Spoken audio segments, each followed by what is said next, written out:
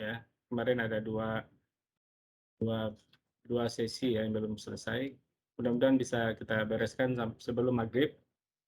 Kemudian nanti pada maghrib kita akan diskusi mengenai UAS, pengumpulan data dan pengolahan data, serta penyusunan artikel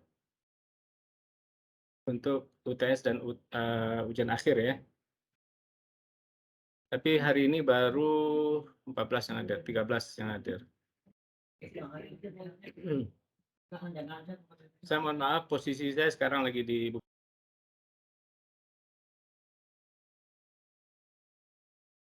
Mic-nya kemut, Pak.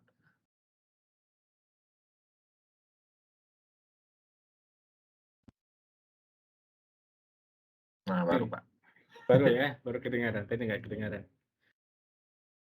Baik, jadi sore hari ini kita akan bahas tentang satu materi lagi tentang sukuk ya. Kemudian setelah maghrib nanti kita akan diskusi tentang pengolahan data, pengumpulan dan pengolahan data sebagai bahan UTS. Kemudian kita akan bahas juga tentang persiapan penyusunan artikel untuk ujian akhir.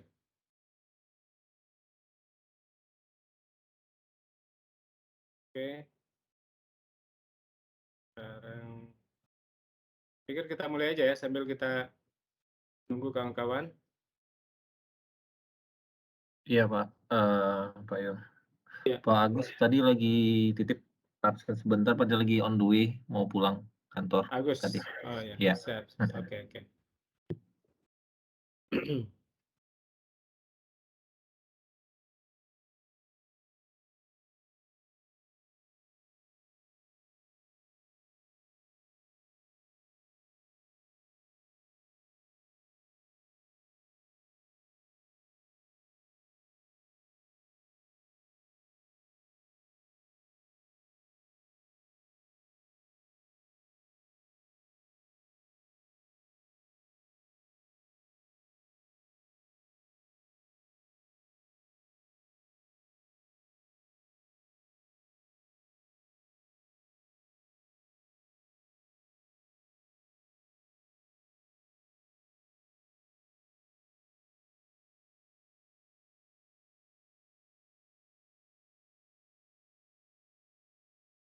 Oke, di layar sudah kelihatan materinya?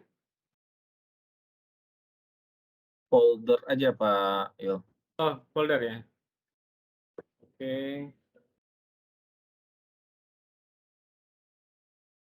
Ulang lagi deh.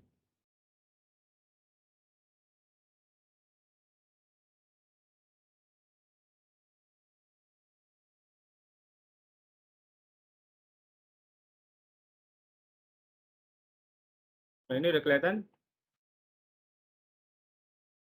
Sudah, Pak. Sudah ya.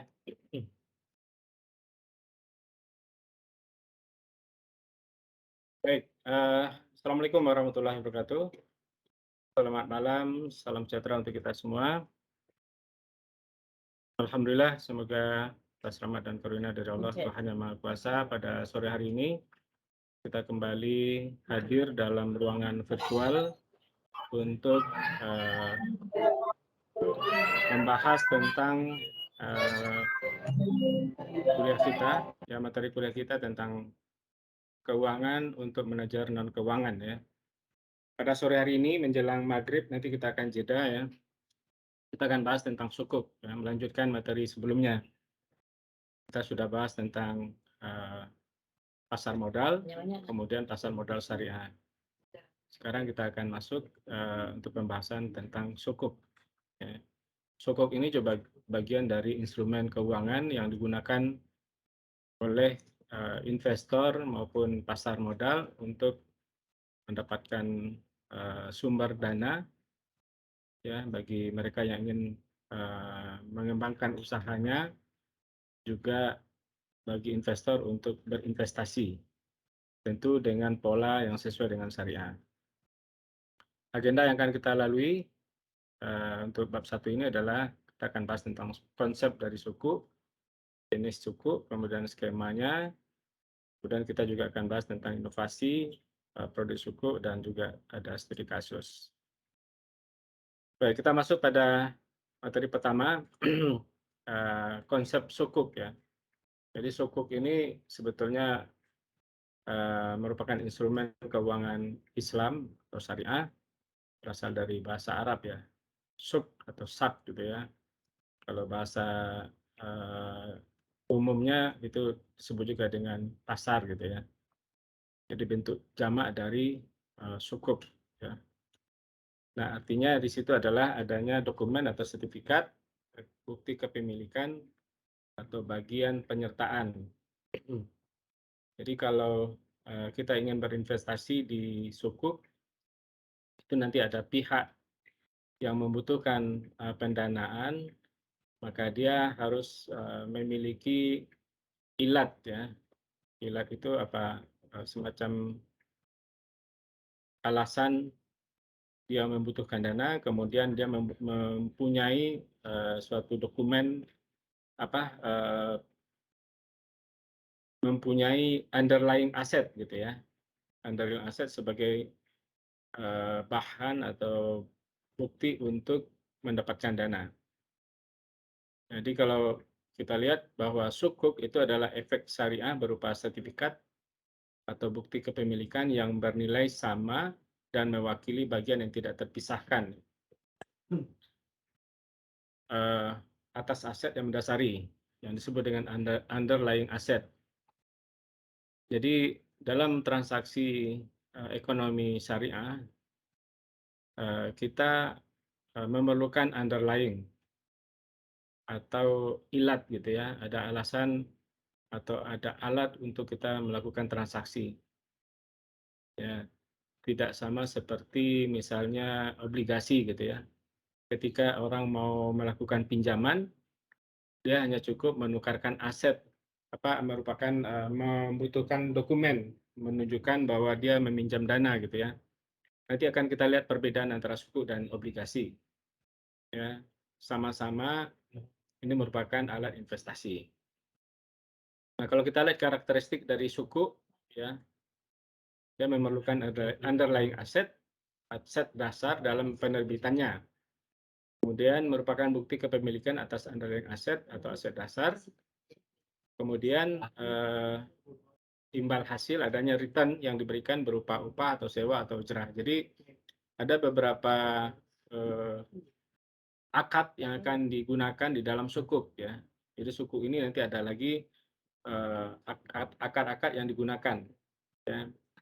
Pak Yul, Jadi maaf Pak Yul, ya, slide-nya nggak berubah Pak, sekarang slide-nya di mana? Ada masih di slide 1. Oke. Yang Bapak sampaikan di slide 5 kalau nggak salah saya.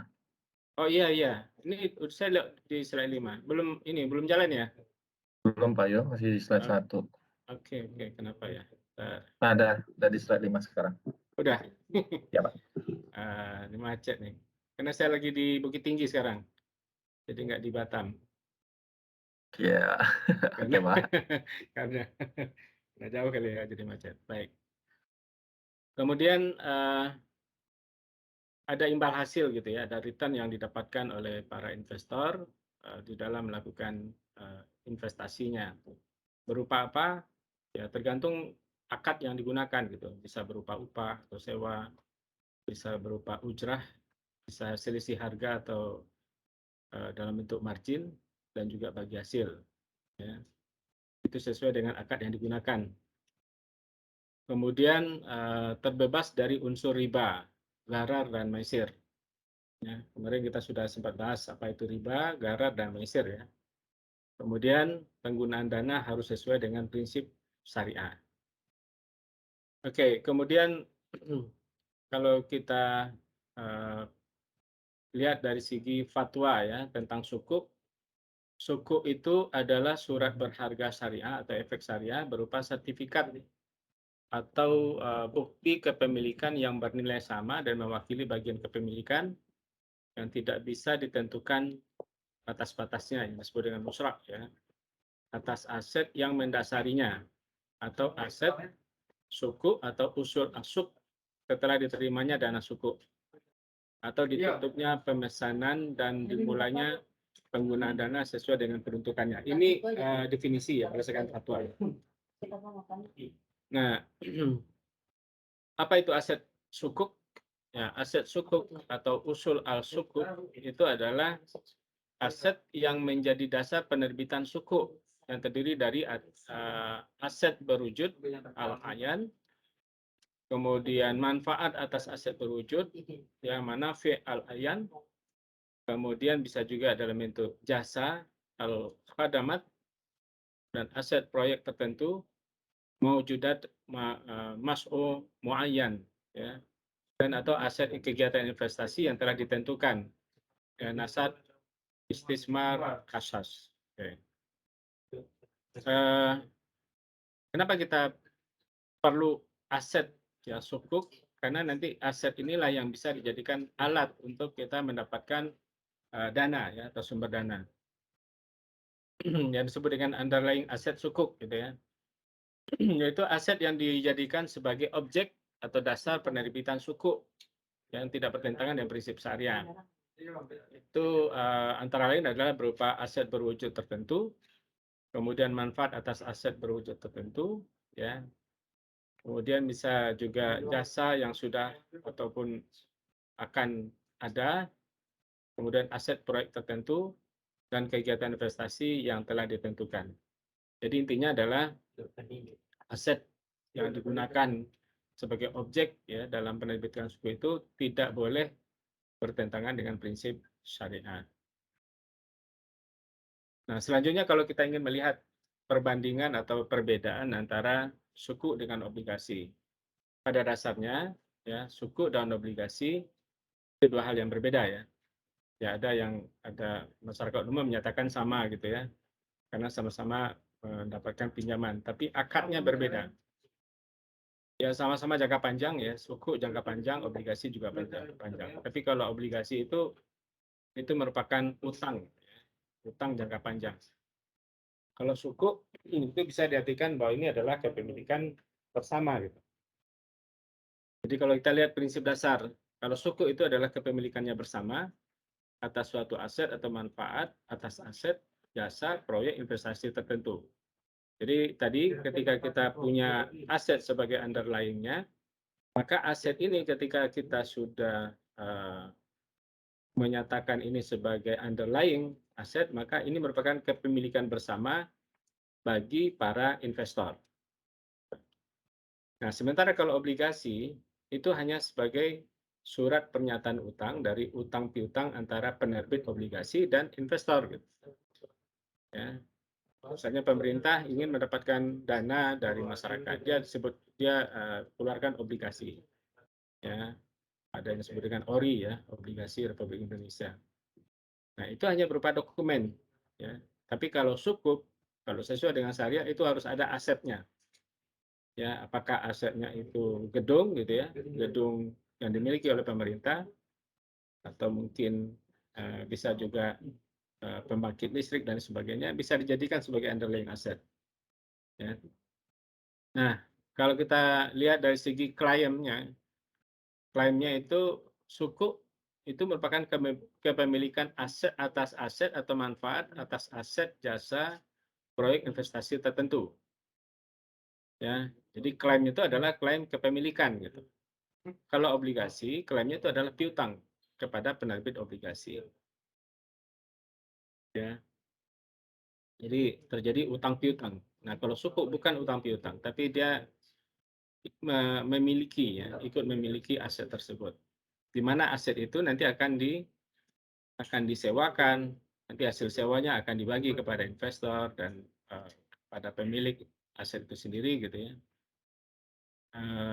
Kalau utang piutang seperti obligasi, ketika sudah diterbitkan surat ya dokumen hutang, maka pihak penerima hutang atau obligasinya obligornya akan membayar berupa kupon gitu ya. Kalau suku itu bisa berupa sewa, bagi hasil dan sebagainya tergantung kepada akad yang digunakan.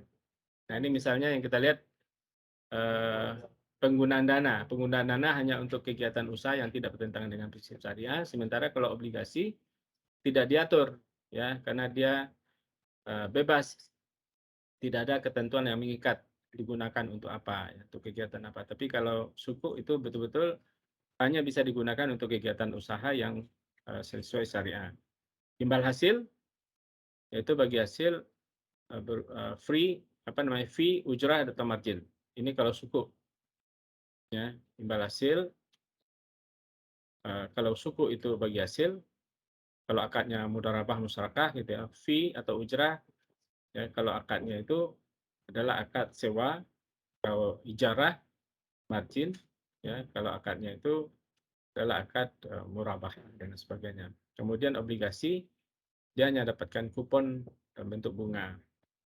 Nah, kalau bicara underlying aset, suku itu memang menjadi syarat utama gitu. Sementara obligasi tidak diperlukan adanya underlying aset. Kemudian tim ahli syariah tentu suku sangat diperlukan. Ya, ada orang yang mempunyai kompetensi untuk menentukan apakah kegiatan ini sesuai syariah atau tidak. Kita menjadi syarat bagi penyelenggara suku, ya, ada PAS, ya, atau dalam bentuk Dewan Pengawas Syariah. Kalau obligasi tidak ada ketentuan seperti itu. Oke, sekarang kita masuk pada jenis suku. Nah, ini ada 3 jenis suku, ya, yang kita kenal saat ini di Indonesia ada 3. Pertama disebut dengan suku korporasi, yang kedua suku negara, yang ketiga namanya suku daerah. Ya, sesuai dengan namanya tentu suku korporasi itu dikeluarkan oleh perusahaan, ya. Yaitu suku koperasi dapat diterbitkan oleh perusahaan swasta, BUMN, dan anak perusahaan BUMN atau BUMD. Kemudian kalau suku negara, nah ini tentu dikeluarkan oleh negara. Ya, surat berharga syariah atau SBSN merupakan suku yang diterbitkan oleh pemerintah. Kemudian terdapat 2 kategori utama, yaitu suku pasar domestik yang disebut dengan denominasi rupiah dan denominasi non-rupiah. Oke, kemudian kalau suku daerah, suku yang diterbitkan oleh pemerintah daerah. Penerbitan suku daerah itu berperan sebagai instrumen peningkatan dan alternatif sumber pembiayaan atau pembangunan infrastruktur di samping APBD. Jadi negara boleh berutang gitu, ya, kepada siapa? Pada masyarakat. Ya. Perusahaan juga bisa berutang kepada masyarakat atau kepada para investor. Ya, kalau mereka menggunakan instrumen suku, maka diperlukan underlying asetnya itu tadi. Kalau korporasi yang menerbitkan sukuk, maka dia harus memiliki aset, ya, berupa gedung atau lahan atau perusahaan, ya, jaringan dan sebagainya sebagai underlying aset. Dan demikian juga negara gitu. Negara bisa saja dia menjadikan suatu aset, katakan misalnya gedung Telkom atau gedung pemerintah sebagai underlying aset. Ya, demikian juga dengan daerah. Baik, ini jenis suku berdasarkan underlying aset. Ya, kalau kita bedakan ada aset back suku dan aset base suku. Ya. Ini saya pikir kita bisa baca nanti karena bahannya sudah saya kasih, ya. Jadi kalau kita bicara tentang perlakuan akuntansi, ya, kalau aset back sukunya secara akuntansi itu biasanya off balance sheet, ya. Sementara kalau base suku itu on balance. Kepemilikannya, kalau aset back suku itu terjadi transfer kepemilikan, ya, terjadi transfer kepemilikan hukum atas aset kepada investor suku. Sementara aset base suku terjadi transfer kepemilikan manfaat atas aset kepada investor suku. Sumber penghasilannya, sumber utama pembayaran berasal dari cash flow aset. Kalau aset base suku, sumber utama pembayaran biasanya berasal dari cash flow originator atau suku issuer, ya. Jadi si penerbitnya. Jadi dari kegiatan usahanya. Kemudian rating, ya rating menggambarkan cash flow dari aset. Kalau aset baik sukuk, kalau aset base sukuk itu rating menggambarkan kemampuan finansial dari sukuk issuernya. Oke, ini jenis sukuk berdasarkan skema dan struktur akad. Minggu yang lalu kita sudah sempat bahas ya. Ada 6 akad di dalam pembiayaan syariah. Ya. Kemarin kita bahas pasar modal syariah. Ada 6 yang digunakan, yaitu dengan akad ijarah, kafalah, musyarakah, istisna, mudharabah, dan wakalah. Saya pikir saya tidak perlu menjelaskan lagi karena sudah kita bahas juga minggu yang lalu dan juga bahannya sudah ada ya. Tapi masing-masingnya ada perbedaan tentunya ya. Ya, apa itu ijarah, kafalah, musyarakah, ya, istisna, mudharabah, dan wakalah. Oke, sekarang ada pertanyaan. Berikut merupakan jenis sukuk berdasarkan penerbitnya, kecuali A. Sukuk negara, sukuk daerah, sukuk korporasi, sukuk UMKM. Mana yang benar? Mana yang kecualinya yang mana? Suku UMKM, Pak. Ya, sukuk UMKM ya, sudah ketahuan jawabannya. Oke, jadi suku itu ada 3 tadi yang kita kenal, suku negara, suku korporasi, suku daerah. Kita tidak ada mengenal ada suku UMKM ya, kecuali suku korporasi ya. Kalau UMKM-nya sudah naik statusnya menjadi korporasi, nah itu baru bisa. Baik, ini skema. Jadi kalau skema tentu kita lihat alur-alurnya ya, alur yang digunakan di dalam pembiayaan sukuk. Ini saya pikir tidak detail ya, kita mungkin gambarnya yang diterima oleh Bapak-Bapak dan Ibu semua mungkin kurang jelas karena ada yang pakai handphone, ada pakai laptop gitu ya. Kalau pakai laptop mungkin agak jelas. Tapi yang jelas bahannya sudah bisa dibuka sendiri ya. Oke. Nah, dari skema ini tentu kita berpedoman kepada pihak-pihak yang melakukan kegiatan ya, ada investor, ada emiten ya. Ya, dalam hal ini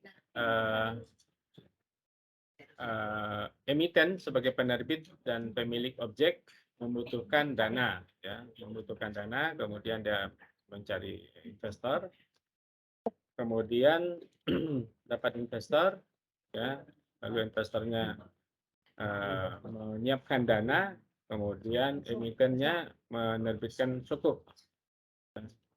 Kemudian setelah itu tentu ada pihak ya yang akan melakukan untuk pengalihan hak manfaat objeknya ya dengan akad ijarah. Ini kalau kita lihat skemanya adalah skema suku ijarah. Ya. Kemudian aset underlying aset tadi itu digunakan sebagai pihak untuk pemberi sewa. Jadi asetnya itu seolah-olah disewakan gitu. Nanti ada hasil sewa ya. Hasil sewa yang dikeluarkan oleh si penyewa. Ya, si penyewa siapa? Bisa saja yang bersangkutan menyewa atau negara yang menyewa. Tapi ini kan hanya skema ya. Bisa saja kalau misalnya itu diterbitkan oleh negara, tentu yang membayar negara. Ya. Seolah ini membayar sewa dari gedung itu. Kemudian pihak ketiga sebagai penyewa akan membayarkan sewa. Ya, sewa itu tentu digunakan untuk sebagian adalah membayar sewa, kemudian digunakan untuk cicilan dan sisa fee ijarah. Jadi bisa untuk bayar sewa dan juga untuk sebagai cicilan. Ya. Kemudian skema sukuk mudharabah. Ya. Nah ini hampir sama ya, skemanya itu hampir sama, hanya yang membedakan adalah akad yang digunakan. Kalau tadi akadnya adalah ijarah, kalau sekarang akad yang digunakan adalah akad mudharabah. Oke. Ini pun saya pikir tidak perlu kita bahas ya panjang lebar, karena juga tidak terlalu berkaitan dengan kegiatan kita ya. Cukup hanya sekedar mengetahui. Kemudian kalau skema dengan sukuk wakalah, ya, berarti di sini ada pihak yang diberikan kuasa untuk melakukan investasi. Ya. Kita lanjut.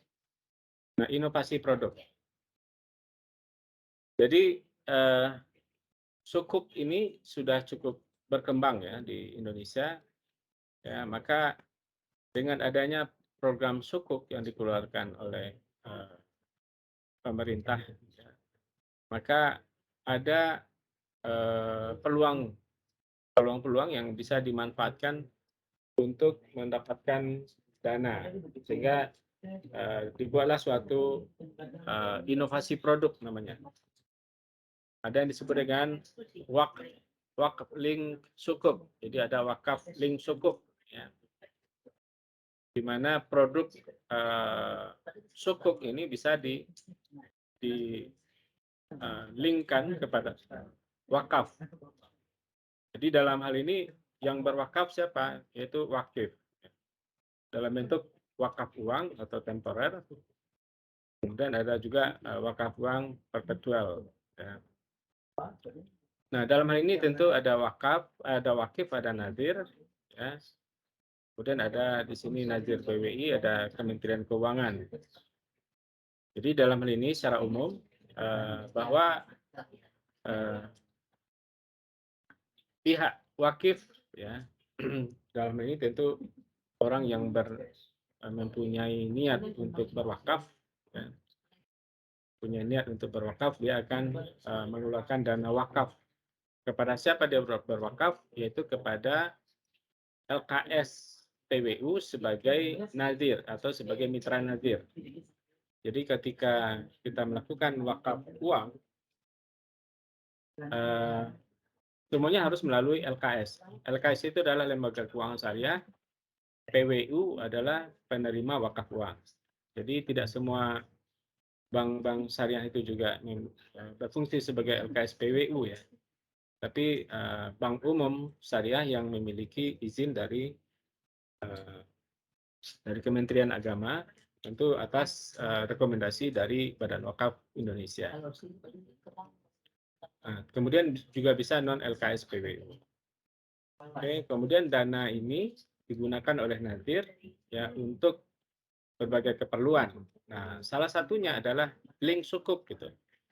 Link sukuk yaitu di mana pemerintah melalui Kementerian Keuangan Republik Indonesia itu memanfaatkan dana memanfaatkan fasilitas ya untuk misalnya pembangunan, pembiayaan proyek ya yang didanai oleh pemerintah tapi melalui sukuk. Maka dana dari sukuk ini bisa didapatkan dari para wakil sebagai investor ya. Nah, sebagaimana yang kita pahami kemarin itu bahwa wakaf itu adalah niat si wakif memberikan wakafnya atau uang tunainya kepada nazir ya untuk diproduktifkan. Nah, kemudian aset pokoknya ini tidak boleh berkurang, tetapi hasilnya boleh diberikan kepada mauquf alaih ya. Jadi mauquf alaih. Jadi hasilnya itu akan dikelola, dana tadi akan dikelola diproduktifkan ya oleh nazir, kemudian hasil yang diperoleh oleh nazir atas usaha ini ya maka itu akan dikeluarkan mauquf alaihnya, kemudian sebagian juga tentu digunakan untuk operasional dari para nazir. Nah, ketentuan dalam Undang-Undang Nomor 41 Tahun 2004 itu menyatakan bahwa untuk biaya operasional nazir itu boleh diambil hanya 10% dari hasil pengelolaan wakaf ya. 90%-nya harus dikeluarkan dalam bentuk mauquf alaih. Oke, kemudian ini inovasi suku link wakaf mungkin hampir sama ya. Nanti kita bisa lihat sendiri, tapi ini bisa digunakan untuk kegiatan-kegiatan yang sifatnya produktif ya.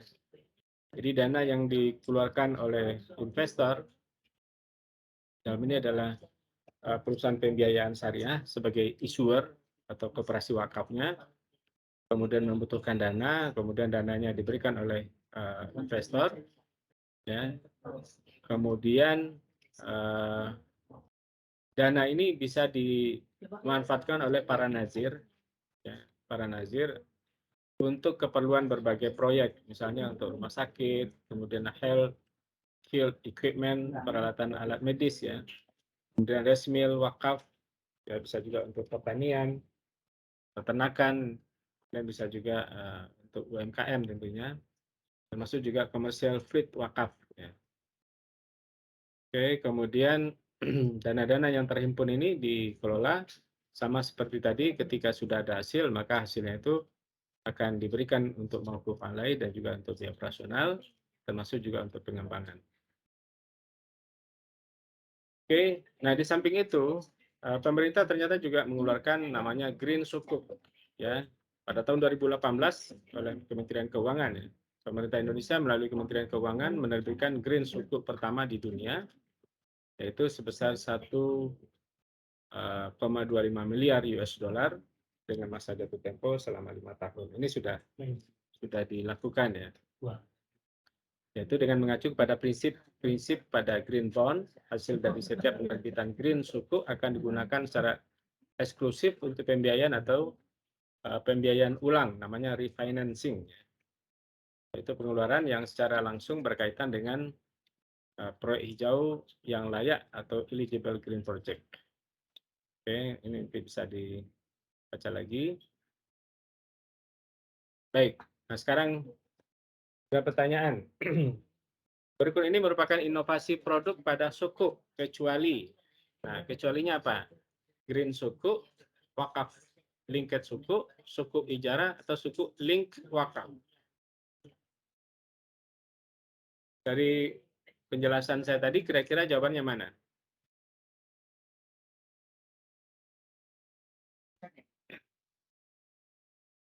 C, Pak. C atau D?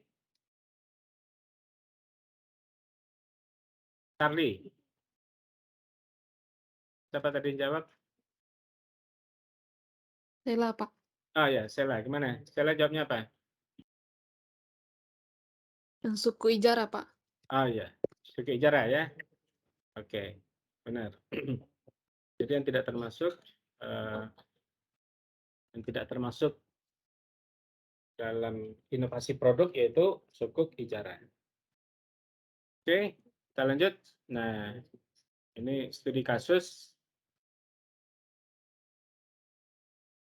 Satu bank umum menerbitkan, tapi ini bisa kita baca ya. Tapi jawabannya sudah ada di sini. Oke, saya pikir kita nggak perlu baca lagi ya. Studi kasus. Ini ada satu bank umum menerbitkan sukuk dengan akad mudharabah sebesar 500 miliar untuk pengembangan bisnis pembiayaan murabahah yang dilakukan unit usaha syariah. Nah, porsi nisbah bagi hasil untuk investor bersifat nisbah tunggal yaitu 32,92% dari pendapatan margin pembiayaan murabahah setelah dikurangi dengan pendapatan pembiayaan perusahaan dari kegiatan konvensional dan dari hasil kegiatan lainnya. Pertanyaannya bagaimana model skema? Ya, kita disuruh untuk membuat skemanya. Tapi jawabannya sudah ada. Ya, ini jawabannya ya. Skemanya seperti ini. Oke. Baik. Itu kita masuk ke bab 2 ya. Sudah selesai sebelum maghrib.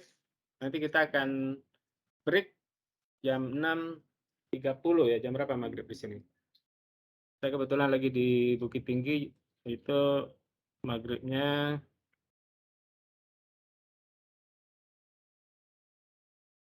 18.31 ya. Jadi nanti kita masuk jam 19 ya, kita mulai lagi. Oke. Jam 19 kita istirahat. Mungkin ada yang mau makan malam dan sebagainya dulu, enggak apa-apa. Nanti kita masuk untuk diskusi tadi mengenai pengumpulan data dan pengolahan data ya. Setuju Bapak dan Ibu? Kita Baik, Pak Igor. selesaikan dulu. Oke, makasih. Baik. Kita lanjutkan lagi perkembangan sukuk di Indonesia, kemudian penerbitan sukuk, pihak-pihak yang terlibat dalam penerbitan sukuk, mekanismenya, valuasi dan yield sukuk, resiko sukuk. Ya. Baik, perkembangan sukuk di Indonesia. Nah ini kalau data yang diperoleh pada Oktober 2021, perkembangan sukuk dari tahun 2016 itu sangat menggembirakan sebenarnya. Terjadi pertumbuhan yang cukup signifikan. Ya, namun market share-nya masih rendah tentunya ya. Market share nilai sukuk korporasi ya saat ini itu masih 8,3% dibanding dengan keseluruhan nilai sukuk ya, yaitu sukuk korporasi dibanding dengan obligasi. Ya, kalau kita perbandingkan obligasi dengan sukuk ternyata market share-nya baru 8,3%. Kemudian market share jumlah seri sukuk korporasinya itu 21,13%, sementara di obligasi sudah 78,87%. Ya, masih ada peluang ya kesempatan untuk sukuk berkembang karena sukuk ini kan juga masih relatif baru ya dikenal dan baru mendapatkan perhatian dari pemerintah itu sejak tahun 2018. Jadi wajar saja posisinya tentu masih sangat kecil ya market share-nya di pasar. Oke, kemudian kita lihat proporsi sukuk korporasi ya kalau kita perbandingkan dari jenis akad dari suku itu sendiri nilainya sudah lumayan besar ya. Untuk yang terbesar di sini adalah mudharabah ya, dengan akad mudharabah itu bernilai 17 triliun ya, dengan jumlah serinya 64. Kemudian yang kedua di posisi akad ijarah dengan jumlah outstanding-nya itu 17 triliun, 17 triliun lebih. Dan ada 121 seri, wakalah itu baru 1,2 triliun. Jadi total keseluruhannya sudah 36 triliun. Oke, selanjutnya perkembangan suku ya. Ini kalau kita lihat berdasarkan barnya ya. Lanjut, penerbitan suku. Nah ini bagaimana proses penerbitan suku di Indonesia? Maka tentu ada persiapan, kemudian ada pernyataan pendaftaran dan ada penawaran umum. Yang bersama seperti di pasar modal syariah ya. Pertama dari Maaf Pak Il, di komputer saya masih halaman 1 Pak Il. Nah, baru berubah.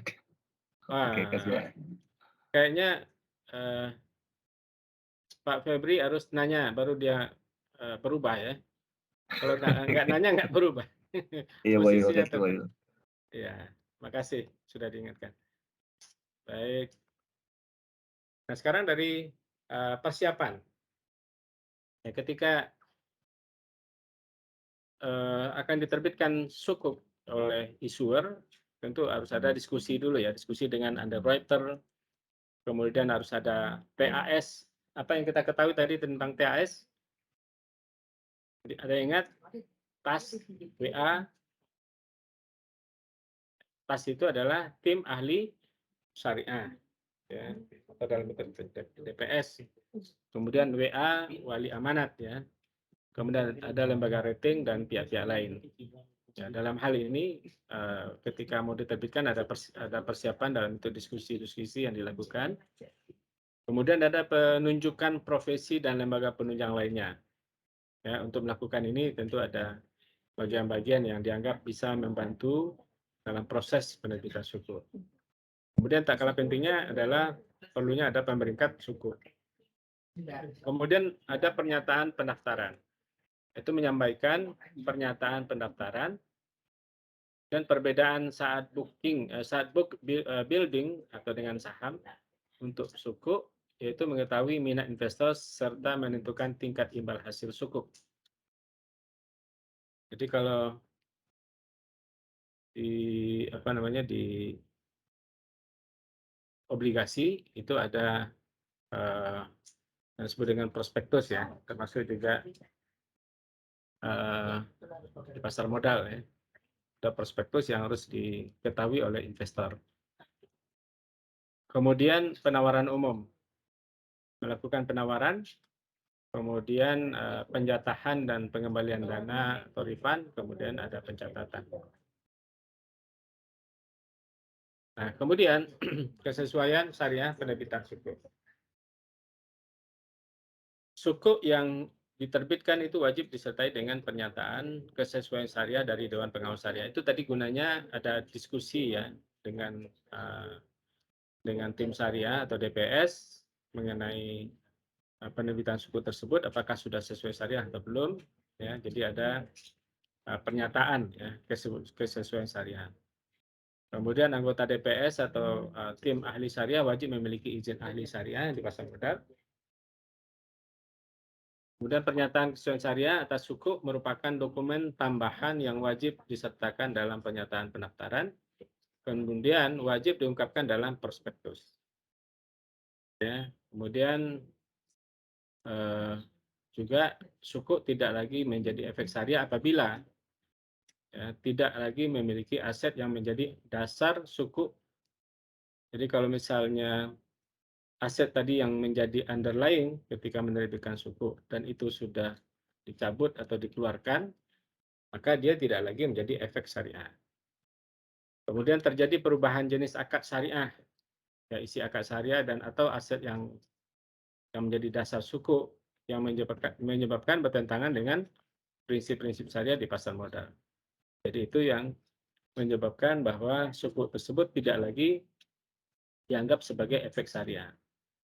Nah, lalu apa yang terjadi kalau ini akibat yang terjadi kalau poin 4 ini dilakukan, maka suku berubah menjadi utang piutang. Dia tidak beda lagi dengan obligasi. Karena syarat sahnya suku ya secara syariah itu adalah ketika ada underlying asset. Kemudian akad yang digunakan itu adalah akad yang sesuai dengan pada saat perjanjian pertama dilakukan.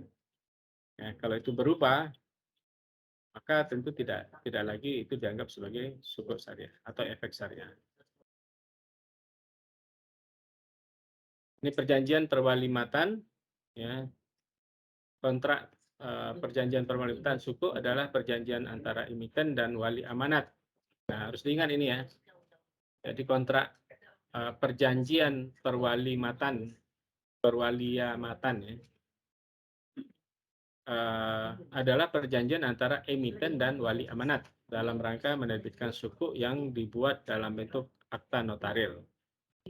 Jadi kontraknya itu yang mungkin bisa dilihat saja ya. Apa saja yang dimuat di dalam akad kontrak itu ya, tentu pertama ada akadnya, kemudian ada uraian aset, penggunaan dana, besaran nisbah, ketentuan mengenai nilai suku ya. Kemudian penggantian aset yang menjadi dasar suku jika terjadi. Kemudian syarat dan ketentuan dalam hal emiten akan mengubah jenis akad syariah, isi akad dan lain sebagainya. Oke, sekarang ada pertanyaan. Kontrak perjanjian perwaliamanatan suku adalah perjanjian dalam rangka penerbitan suku yang dibuat dalam bentuk akta notaril antara lain. Nah, mana jawabannya? Emiten dan wali amanat, atau wali amanat dan Bursa Efek Indonesia, atau wali amanat dengan OJK, atau wali amanat dengan KSEI? Apa emiten dan wali amanat? Apa? Langsung ya. Oke, langsung terjawab ya. Baik. Oke, kemudian pihak-pihak yang terlibat dalam penerbitan suku. Nah, ini dalam hal menerbitkan suku, maka ada beberapa pihak yang harus menjadi menjadi syarat atau pihak-pihak yang ikut aktif ya terlibat dalam penerbitan suku. Yang pertama adalah emiten tentunya. Siapa emiten? Yaitu pihak yang melakukan penawaran umum, ya yang memiliki kepentingan dalam atau yang membutuhkan dana. Tadi kita tahu ada 3, ada corporate, ya, ada negara, dan juga ada apa lagi? Corporate, negara, dan apa? Ada 3. Apakah UMKM masuk? Pemerintah daerah, Pak. Ya, pemerintah daerah. Nah, itu nanti yang akan menjadi pihak yang akan penerbit ya, melakukan penawaran umum. Kemudian investor suku dapat berupa individu maupun institusi, ya, bisa perusahaan, bisa bank, ya, pakai dana pensiun, asuransi, reksadana, dan yayasan. Kemudian ada spesialis purpose vehicle, ada wali amanat, ada penjaminan emisi efek, ada perusahaan pemeringkat kredit hengir, jika ada ya, kalau nggak ada nggak diperlukan. Kemudian ada tim ahli syariah ya, atau dewan pengawas syariah. Nah, ini mekanisme perdagangan suku. Mekanisme perdagangan suku atau di bursa, suku yang diterbitkan oleh korporasi maupun negara dapat diperjualbelikan di pasar sekunder melalui bursa. Kemarin kita sudah bahas pasar sekunder dengan pasar primer ya. Kalau pasar sekunder tentu emiten yang sudah melantai di bursa efek. Maka dia menjadi emiten yang boleh melakukan jual beli saham, namanya jual beli sukuk. Sistem yang diadopsi oleh bursa untuk perdagangan sukuk saat ini adalah fixed income trading system. Fixed income berarti kan kalau tadi misalnya dengan akad ijarah itu mendapatkan sewa. Kalau akad darabah atau musyarakah tadi bisa mendapatkan hasil ya. Kemudian satuan perdagangan atau lot size yang digunakan setara dengan 5 juta per lot, per satu lot. Ya, angkanya cukup kecil. Kenapa cukup kecil? Supaya ada masyarakat atau individu yang bisa melakukan investasi. Bisa dianggap sebagai investor. Oke. Kemudian ada pasar regular outright, ada pasar negosiasi. Itu kalau perdagangan melalui sistem yang disebut dengan fixed income trading system. Ya, tipenya adalah pasar regular, outright, dan pasar negosiasi. Oke, lanjut. Ya, transaksi perdagangan suku di bursa, ya transaksi clearing dan penyelesaian. Ya, nilai nominal. Nah, ini bisa dibaca saja karena ini hanya berupa tabel ya. Ini menunjukkan bahwa berapa sih besaran biaya yang dikeluarkan sehubungan dengan perdagangan suku di bursa. Oke, nah ini tadi yang 2 macam ketika dilakukan dengan sistem free trade dengan fixed income trading system. Ya. Oke, di tempat saya sudah azan. Kita lanjut ini. Nah, ini ada pertanyaan. Satuan perdagangan lot size yang digunakan pada perdagangan suku di bursa setara dengan apa? 10 juta, 15 juta, 5 juta, atau 200 juta per satu lot. C, Pak, 5 juta. C, 5 juta ya. Kenapa 5 juta? Tadi alasannya supaya individu juga bisa berinvestasi. Ini valuasi dan yield suku. Baik, Bapak dan Ibu, mungkin ini bisa dibaca juga ya, karena bahannya sudah ada. Valuasi dan yield, yaitu nilai suku yang ada di pasar akan tetap sesuai dengan nominal penerbitannya hingga jatuh tempo. Oke, resiko sukuk. Nah, ini bagian yang penting kita harus tahu bahwa semua investasi tentu memiliki tingkat risiko, ya, baik bagi investor maupun bagi emiten itu sendiri. Apa tingkat risikonya? Yaitu risiko likuiditas, risiko pasar, risiko imbal hasil, dan juga risiko yang terkait dengan aset yang disebut dengan underlying asset. Dan yang menarik ini ya, yang penting itu adalah risiko gagal bayar yang disebut dengan default risk. Kenapa bisa gagal bayar? Bisa saja karena proyeknya yang gagal misalnya, tidak jalan. Namun emiten juga memiliki risiko. Risikonya adalah risiko likuiditas, risiko operasional, risiko makroekonomi, risiko perubahan kebijakan pemerintah. Oke, nah udah diketahui ini, sekarang ada pertanyaan. Berikut ini merupakan risiko suku bagi investor, kecualinya apa? Risiko likuiditas, risiko gagal bayar atau default risk, risiko imbal hasil, atau risiko makroekonomi. Jawabannya mana? Makroekonomi, Pak. Makroekonomi. Bagus, mantap. Ya.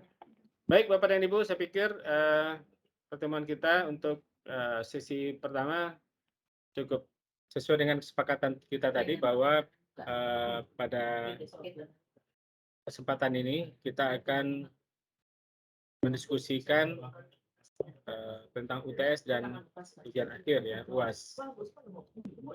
Jadi sesuai dengan yang sudah disepakati sebelumnya dengan Pak Dr. Robin, bahwa untuk UTS mahasiswa diminta untuk menyusun atau mengumpulkan data-data terkait dengan pasar modal ya, dengan berbagai indikator atau variabel.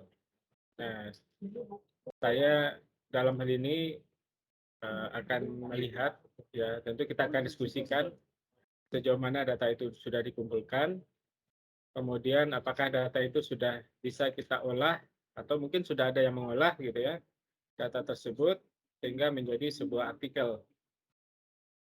Karena sesuai dengan informasi yang disampaikan oleh Bu Dian bahwa saya dulu ya, bahwa untuk jadwal UAS itu antara tanggal 1 sampai dengan 6 Agustus. Ya, artinya minggu depan, 2 minggu ke depan itu sudah masuk UAS. Ya. Kemudian input nilai kepada para dosen itu diharapkan sudah bisa dilakukan pada tanggal 6 sampai dengan 20 Agustus. Maka berdasarkan timeline ini, saya berharap bahwa kita semua sudah bisa menyelesaikan tugas-tugas UTS maupun ujian akhir sesuai dengan jadwal yang sudah ditentukan oleh BAK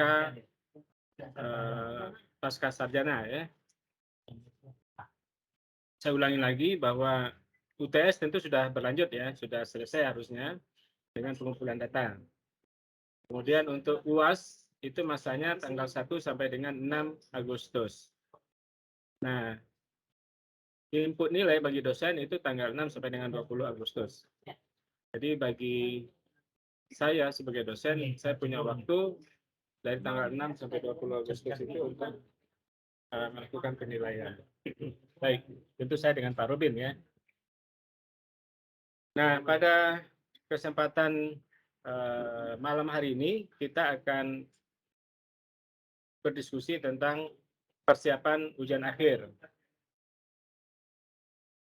Output atau outcome yang diharapkan dari ujian akhir nanti adalah lahirnya sebuah artikel terkait dengan manajemen keuangan. Dan nanti judulnya terserah pada masing-masing kelompok ya. Dan itu artikel sudah kalau bisa sudah dipublish ya di sebuah jurnal tentunya. Kalau tidak bisa publish atau publish di jurnal dalam waktu dekat ini atau sebelum UAS, minimal sudah ada MOA ya, Memorandum of Agreement dari pihak jurnal. Oke.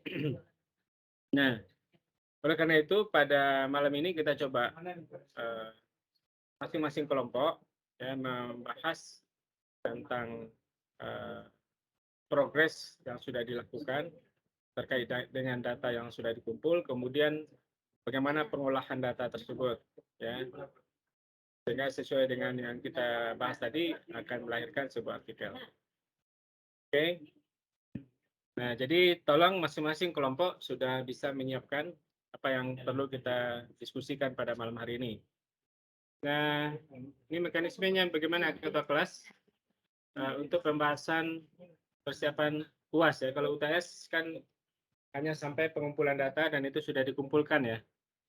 Itu Tiffany bisa di-share nggak ya ke saya data itu dikumpulkan melalui apa platformnya? Bentar ya Pak, dia kemarin tuh ada email UIB yang dibuat sama Pak Robin sih. Oh, Pak Robin ya. Oh, Pak Robin yang oke. Iya, ada link gitu Pak. Jadi semua orang submitnya ke situ. Jadinya udah membentuk Excel online gitu. Oke, saya coba buka yang punya Pak Robin. Coba saya forward ke Bapak, terus nanti kita tengok Bapak bisa akses. Ini Pak Robin pernah kasih ke saya nih. Sudah pada isi data. Cuman sayanya nggak bisa buka. Di My SharePoint ya. Iya. Nah ini tulisannya di sini that didn't work. We are sorry but your business cannot be found. Coba ini yang atau saya bisa kemana bisa kirim ke Pak Yul, ya saran saya kirim ke emailnya Pak Yul aja setiap kelompok. Jadi lebih gampang nanti Pak untuk kedepannya Pak. oh ya boleh Saran saya gitu. Jadi minta alamat emailnya, nanti kita kirim ke emailnya Pak Yul aja langsung. ya bisa juga ya karena ini kan kalau cuma Bisa sering di chat aja Pak, nanti biar kita kirim nanti per kelompok. kalau Saran saya itu aja. kan Ya, hasil dokumen itu di-download aja. iya bisa juga Tiffany. Iya. Nanti Karena saya Tiffany udah kirim juga ke saya tapi saya tetap nggak bisa buka. bisa ya, Pak. Nggak bisa buka. Beberapa yang bisa buka, Pak. Nah ini nggak salah mungkin persoalannya di emailnya UIB saya nih nggak bisa. Informasinya seperti itu sih. Coba yang Tiffany barusan kirim. Tiffany ya.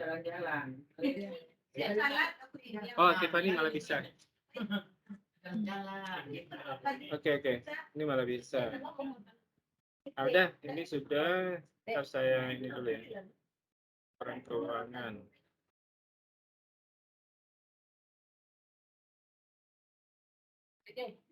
Agrolestari ABM Investasi. Ini per kelompoknya yang mana dilihat di sini ya? Pak, screen Bapak belum itu, Pak. Belum berubah, masih di absensi. Absensi ya, oke. Saya coba buka yang Tiffany kirim ya. Ya.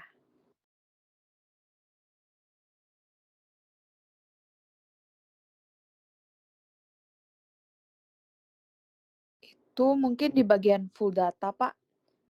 Full data, oke. Full data.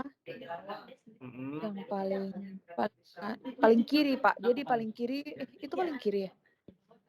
Ini paling kiri. Oh, itu, Pak. Di situ kan ada tuh kelompok. Itu pembagiannya, Pak.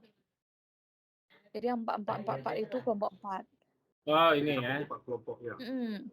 Oke. Artinya setiap kelompok sudah mengumpulkan data ini ya. Dan oke. Ini kode perusahaannya ya. Kayaknya yang value-value itu, Pak, itu mungkin format yang kita copy dari Excel offline ke Excel online itu ada tabrakan, Pak. Nanti mungkin direvisi aja. Oke. Nah, Ya, ini tahu karena biasa kan suka tuh koma jadi titik, titik jadi koma, jadinya rumusnya nggak keikut. nggak keikut ya. Di sini Hmm. juga banyak value-value. Kemudian ini memang seperti ini atau gimana ya? Memang seperti ini, kita nih. Harusnya ada rumusnya, Pak. Ada Cuman rumusnya kan? ya Ya. rumusnya nggak ikut.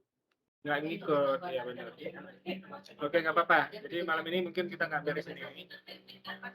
Pertanyaan mendasar saya adalah, apakah semua kelompok sudah selesai dengan pengumpulan data ini?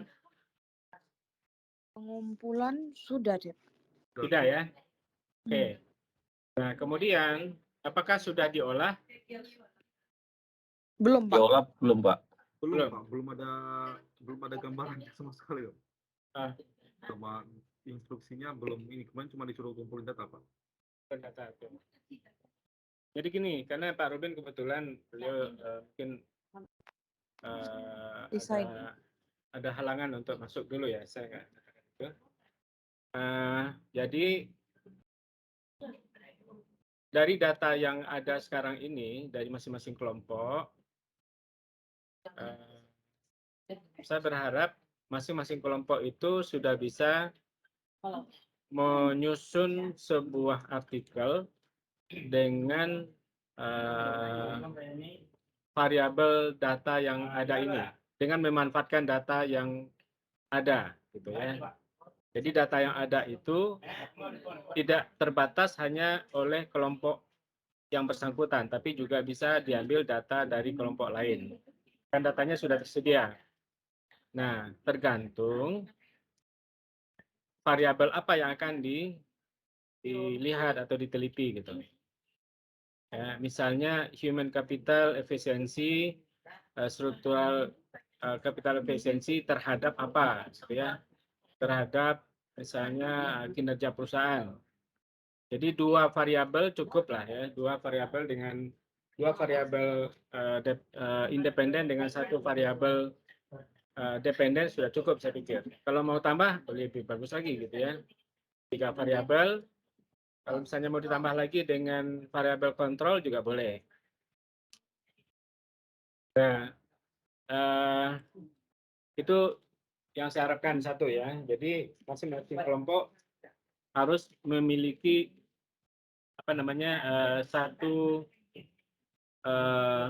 satu rencana penyusunan artikel yang berkaitan dengan keuangan tentunya ya, dengan memanfaatkan data yang ada ini. Jadi data ini milik bersama lah. Jadi tidak melihat lagi kelompok 1, kelompok 2, kelompok 3, tapi datanya sudah tersedia ya, dari seluruh kelompok ini, silakan dimanfaatkan gitu. Ya, karena kalau pengumpulan data ini kan yang saya lihat, nanti saya akan konsultasi lagi dengan Pak Robin, ini kan sudah terkumpul, ini merupakan nilai UTS. Nah, untuk menuju kepada UAS, ya ujian akhir, maka data ini diolah gitu. Diolah tentu sesuaikan dengan variabelnya, variabel apa yang mau diambil dari data ini, kemudian terhadap apa, ya tinggal dimasukkan dalam aplikasi, apakah kita menggunakan SPSS atau menggunakan Smart PLS dan sebagainya lah yang kita mampu. Nah, karena kita kelompok ada 5 dan ada 4 orang, maka silakan berdiskusi dari 4 orang ini untuk pengolahan data. Jika masih punya halangan lagi, silakan berkonsultasi ya, mungkin dengan saya atau dengan orang yang memiliki kemampuan untuk pengolahan data, nggak apa-apa. Ya, minta bantu pihak eksternal nggak masalah ya untuk pengolahan data. Ya, mungkin Tiffany bisa selaku ketua kelas bisa memanage juga ya. Kalau misalnya ada orang lain yang bisa membantu mengolah data, tidak ada masalah ya, karena sifatnya kan ini penelitian, datanya sudah tersedia, hanya pengolahan data yang kita perlu ada semacam asistensi lah ya dari pihak lain. Kira-kira seperti itu. Ya, Tiffany, gimana? Ya, gimana Pak Febrian? Ini kan ada dua variabel nih Pak Yul, ada independen sama dependent variabel. Ya, Setiap variabel ini kalau nggak salah saya lihat ini ada 4 kalau nggak salah ya. sebentar. Kalau dari data Dependent, ini ya, ya. dari data, oke. Karena kita ada kelompok ada 4, saran lagi, kembali lagi ke saran biar adil gitu ya. Biar gimana kalau misalnya tuh independen sama dependennya Pak Yul yang tentukan gitu. Misalnya kelompok 2 nih, saya kebetulan kelompok 2. Kelompok 2 tuh independen variabelnya nomor 2 dari kiri. Kemudian dependennya begitu juga nomor 2 dari kiri gitu loh Pak.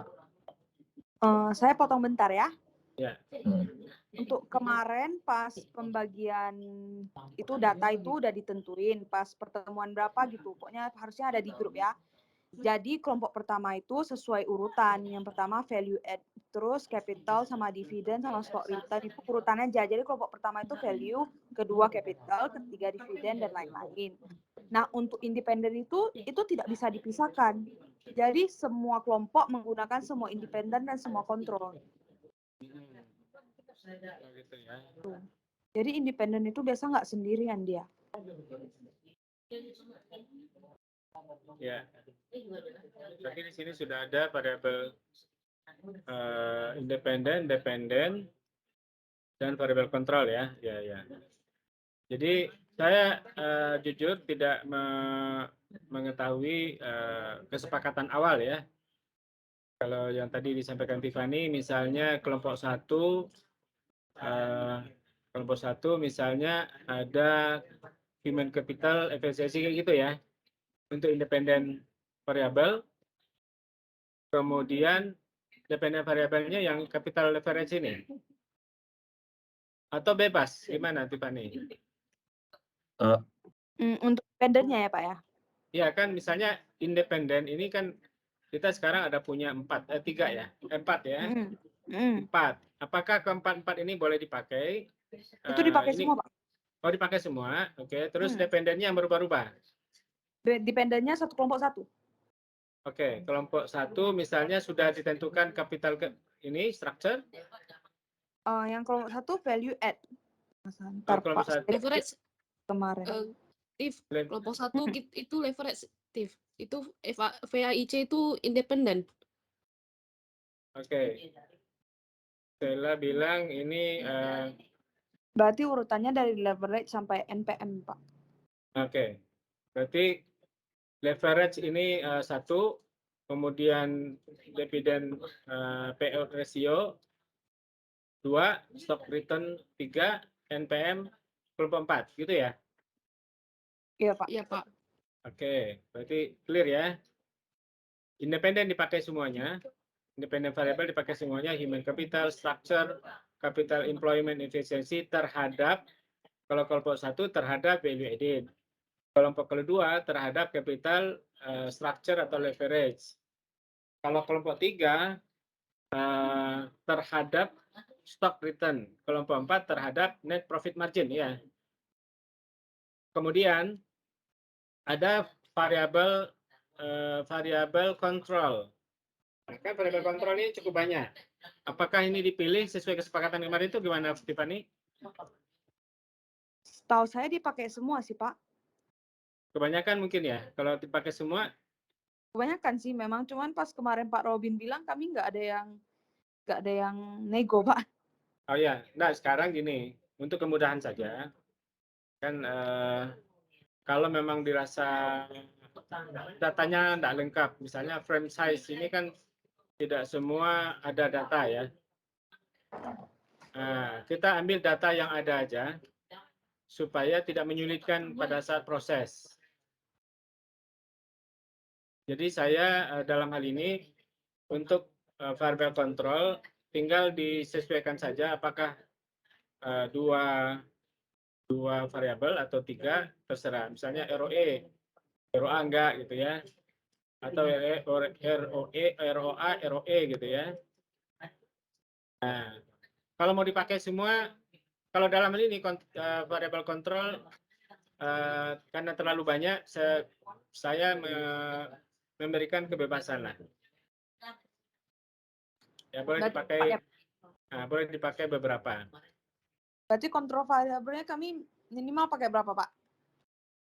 Tidak ada minimal. Kalau misalnya satu nggak apa-apa juga kan, tergantung sekarang bagaimana variabel kontrol ini kita pandang sebagai penguat dari apa namanya hasilnya ya. Kan kita mau melihat nih hubungan antara variabel independen dengan variabel dependen yang dipengaruhi oleh dalam hal ini variabel kontrol itu menguatkan atau melemahkan justru. Nah, kita mau ambil yang mana gitu. Kalau mau uji apa namanya mau karena datanya sudah tersedia, sebenarnya kita lebih gampang. Kita mau ambil satu aja atau dua atau tiga gitu ya. Kita coba mana yang membuat artikel kita itu menjadi semakin bagus gitu. Ya, karena kan variabel kontrol ini sifatnya untuk melihat perannya memperkuat atau justru memperlemah. Gitu ya. Jadi kita sepakati itu ya. Ada pendapat lain? Jadi pendapat pertama adalah bahwa independent variable ada 4 independent variable: human capital efficiency, structure capital efficiency, capital employment, sama value added. Value added ya. Jadi ada 4 itu dipakai semua sebagai independent variable terhadap dependent variable. Kelompok 1 dependent variabelnya capital structure leverage. Kelompok 2 terhadap dividend payout ratio. Kemudian kelompok 3 stock return ya, terhadap stock return. Kelompok 4 terhadap net profit margin. Dengan variabel kontrol. Nah, variabel kontrol saya berikan kebebasan. Ya, karena di sini bisa diuji coba atau mau semuanya boleh aja kalau memang mau pakai semuanya. Clear ya? Oke, Pak. Oke. Kemudian, Pak. siap. Nah, untuk pengolahan data, saya juga tidak mengharuskan pada satu aplikasi. Silakan aja digunakan mana yang lebih dikuasai atau lebih cocok gitu dipakai. Yang umum kan misalnya SPSS. Kalau kita nyaman dengan SPSS, coba aja. Atau dengan eViews. Atau mungkin dengan Smart PLS ya, untuk pengolahan data. Nah, saya pikir boleh ya kita gunakan itu. Nah, setelah itu mulai sekarang tentu kita sudah harus memiliki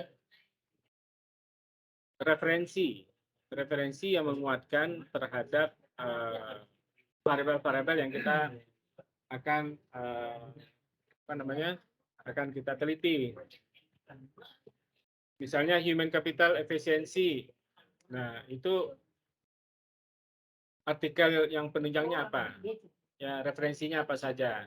Kalau bisa, kita sudah punya beberapa artikel. Ya, diusahakan artikel internasional gitu ya. Kita sudah punya.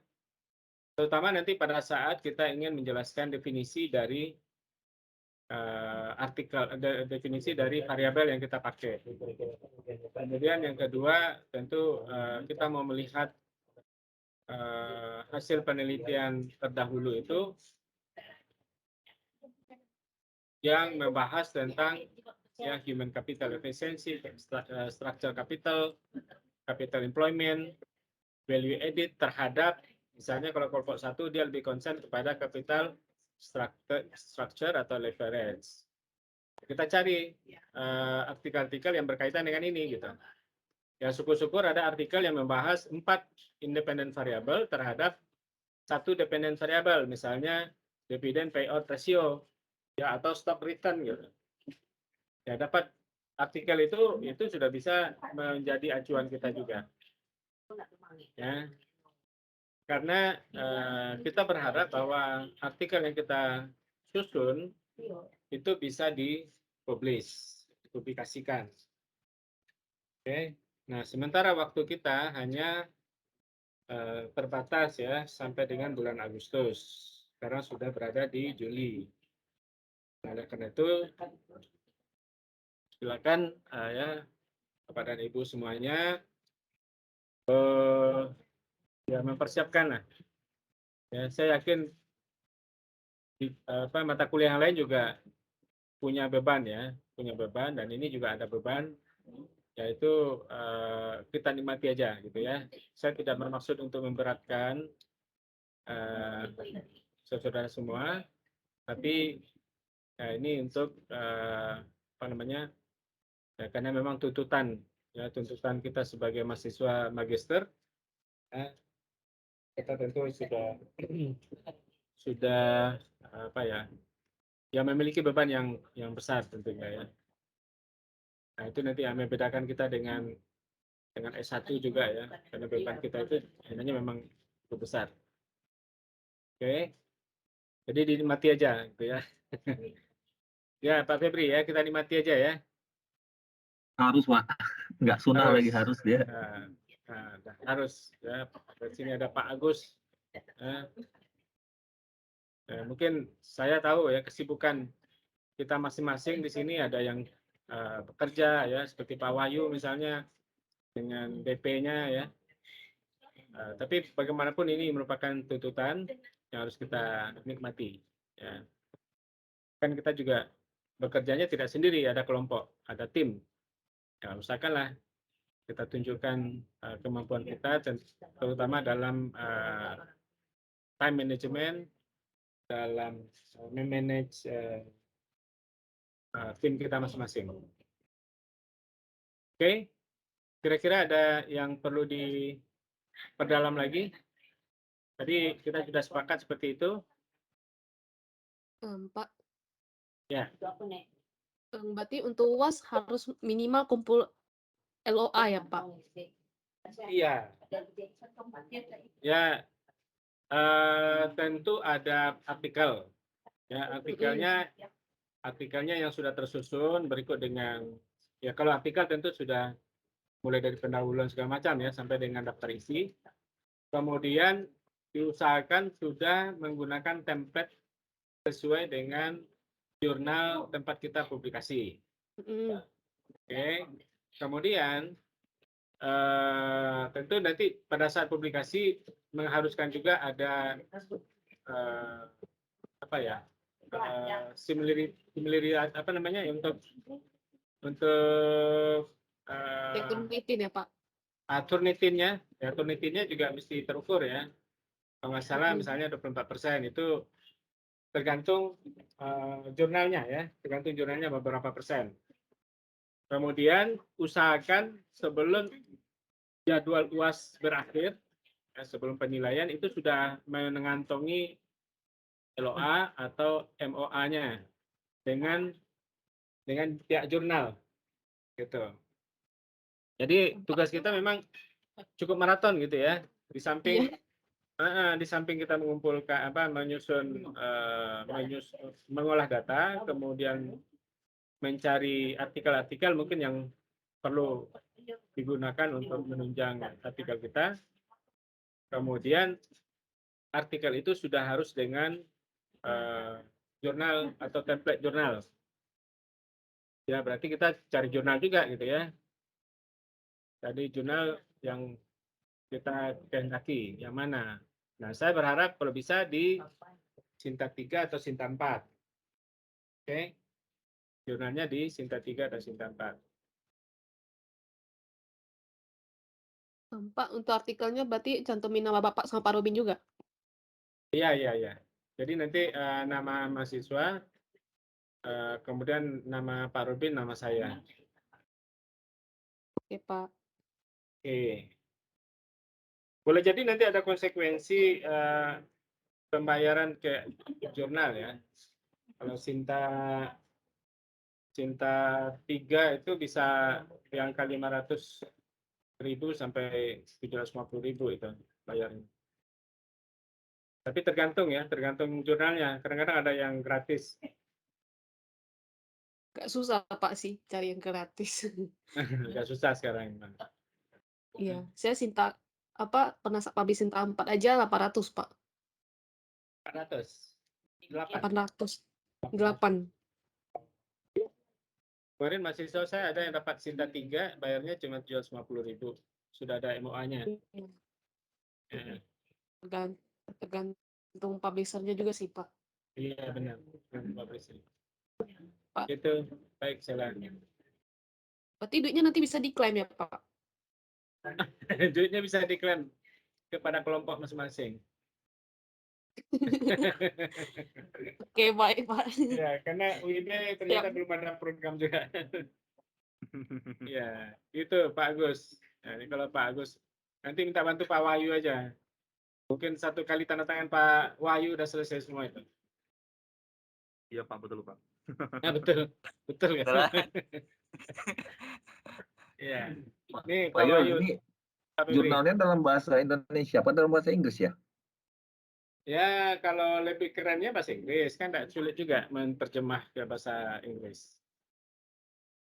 Kalau main keren-kerenan ya, kerennya lebih bahasa Inggris sih. Apalagi kita sudah magister ya. Saran saya bahasa Inggris lah.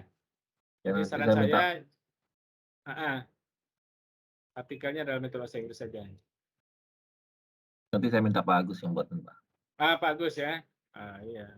Pak Agus pitching mata aja udah bisa tuh. 1 kali 2 klik aja udah jadi barang itu. Oke. Eriza Novita ada pertanyaan? Padahal yang mau didiskusikan, Nadira, Della, Mira. Bu, Ketua kelas gimana Bu? Tiffany? Nggak ada Pak, cuman saya merasa untuk kejar artikel waktunya terlalu mepet. Iya sih, kerja artikel mepet. Belum lagi nyusunnya ya. Olah data. Itu Makanya dia ada. Itu dia. Makanya bisa diundur kan Pak? diundur nanti nilainya nggak masuk. Nggak gitu Pak, biasanya nentuin kapan kumpul itu kan dosen. Iya sih. Jadi gini, Pak. kita punya target ya. Kita punya target waktu dulu sampai dengan tanggal Widian tadi bilang tanggal 20 Agustus kan, masih panjang lah. Sekarang baru 22, lebih kurang 1 bulan. Nah, minimal itu kan MOA aja.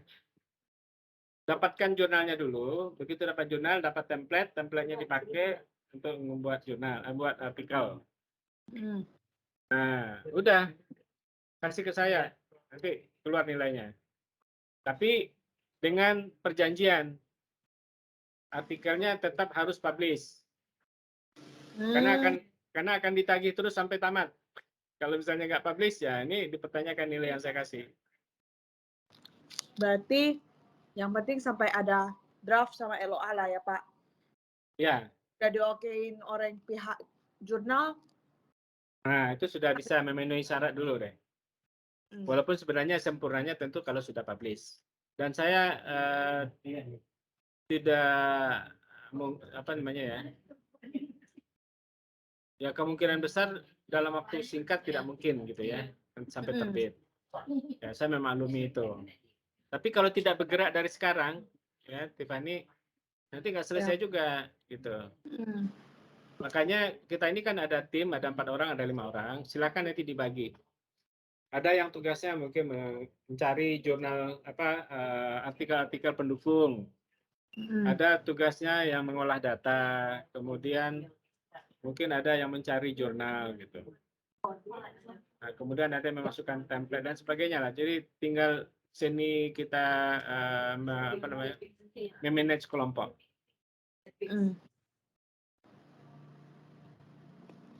Gitu. Oke sih Pak. Sip ya. Oke, yang lain ada yang mau didiskusikan?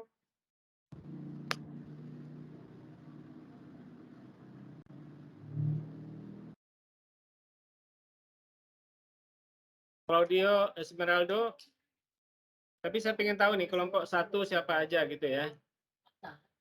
Boleh diinformasikan kelompok satu. Kita kirimin listnya ke Bapak, boleh?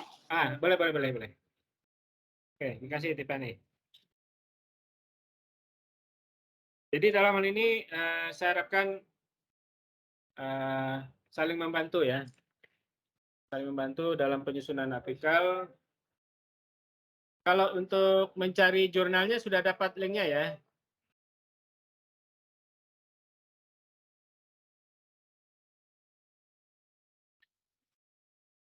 Jurnal yang ini apa ya? Yang dari Google Scholar ini ya Pak? Google Scholar. Enggak, Google Scholar itu kan mencari artikel. Tapi kalau jurnalnya kan kita cari dari Sintanya, Sinta berapanya. Oh beda ya Pak? Beda. Ya, kalau Google Scholar itu kan dia hanya memuat artikel-artikel yang kita mau unduh ya, yang kita butuhkan. Maksud Bapak cari jurnal yang mau kita publikasi di sana atau Ya. yang mau cari? Kan jurnal mana sih yang mau yang bagus gitu kan? Nah, itu kan bisa kita cari di daftar Sinta itu. Mau Sinta Iya. berapa, ya kan? Itu ada linknya ya, Tiffany ada linknya kan? Ya, Steve Sinta. Ya. Berarti Pak itu mau cari jurnal tempat kita publikasi kan? Iya, benar. Oke Pak.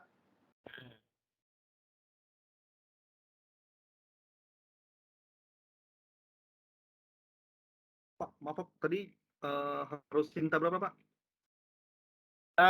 Close ya, itu kan mau Sinta 3 bagus.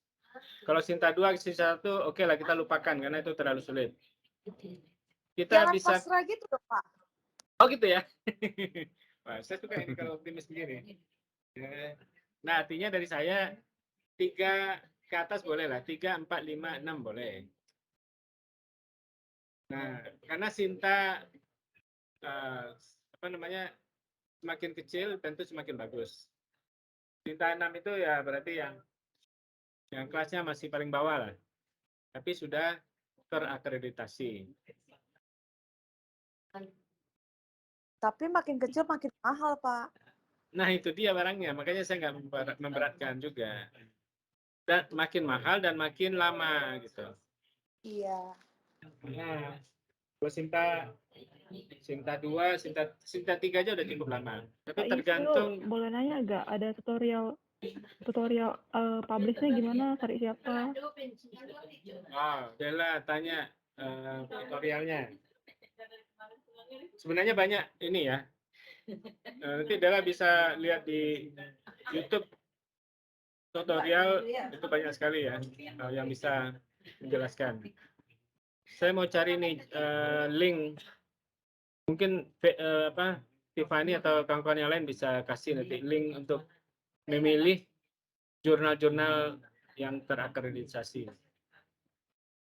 Kalau mau besok kan ada kelas tuh. Habis kelas saya bantu jelasin sedikit lah. Oke, Sela ya. Besok ya. Pokoknya saya harapkan semua yang ada dalam kelas ini kita saling kerjasama aja untuk kebaikan ya, untuk kebaikan. Jadi ada kelompok lain yang butuh bantuan, ya tidak ada salahnya kita membantu karena kita bukan bersaing satu sama lain kan, kita justru ingin maju bersama-sama.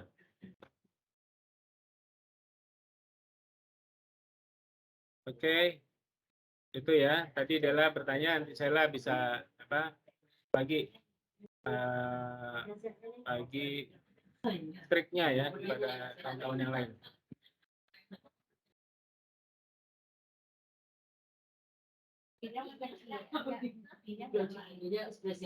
Pak, berarti Ya, Tiffany. 3, 4, 5, 6 ya Pak? Ya itu. 3 itu udah bagus. Bagi saya udah bagus. Ya, kalau Tiffany mau 2, 1, ya konsekuensinya itu dari mahal. Mahal lama gitu ya. Kemudian kita disuruh bolak-balik lagi revisi kan? Iya, banyak maunya. Ya, Pilih yang simpel aja. Tanpa juga nggak apa-apa sih.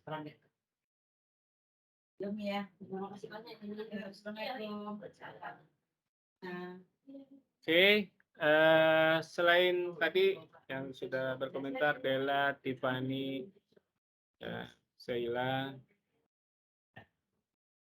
Mira, ada lagi yang lain? Pak Febri, Pak Agus, Pak Wahyu. Ini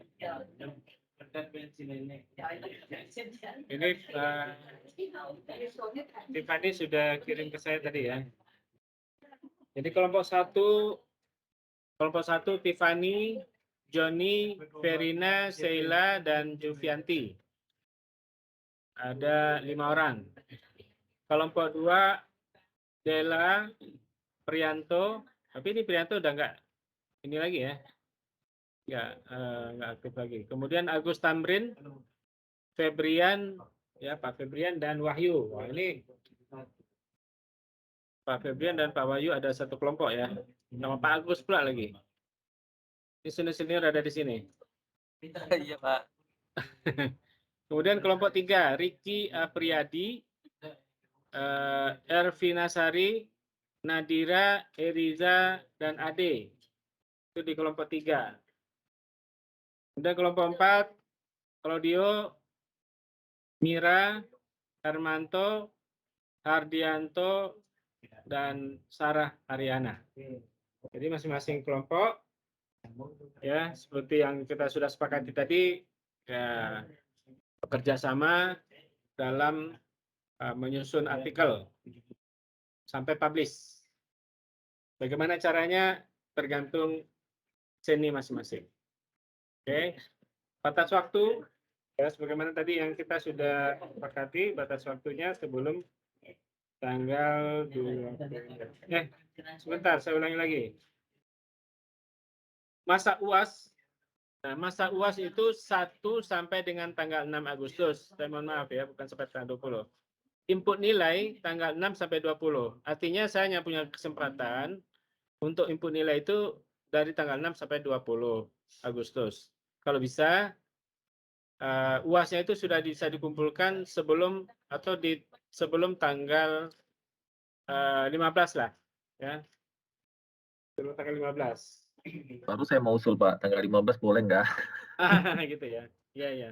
Karena ada apa Pak Yul, jadi bottleneck juga untuk sampai tanggal ini sampai tanggal 6 ini ada jadi bottleneck terus soal tugasnya mirip-mirip Pak sama-sama seperti ini gitu loh.